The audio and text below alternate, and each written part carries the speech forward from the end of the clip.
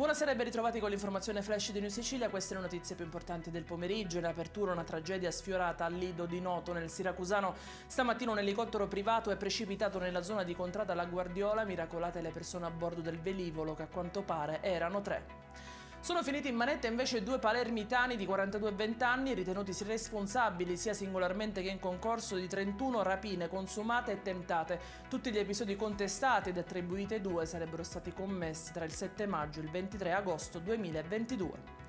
C'è un altro caso di aggressione ai danni di un autista dell'ANPS accaduto in via Aurora a Catania. L'episodio sarebbe nato per una precedenza. L'aggressore denunciato ha affiancato l'autobus colpendo con un pugno il retrovisore del mezzo e ferendo l'autista al braccio destro.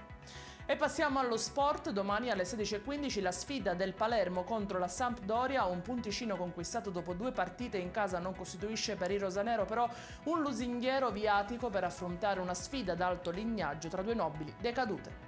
E in chiusura il meteo, diramata per domani allerta gialla in tutta la Sicilia, previsto anche un lieve calo delle temperature, il picco massimo sarà infatti intorno ai 25 gradi. Ed è tutto per questa edizione, dettagli su queste notizie li trovate come sempre nel nostro sito www.newsicilia.it e sui nostri canali social. Arrivederci e a domani.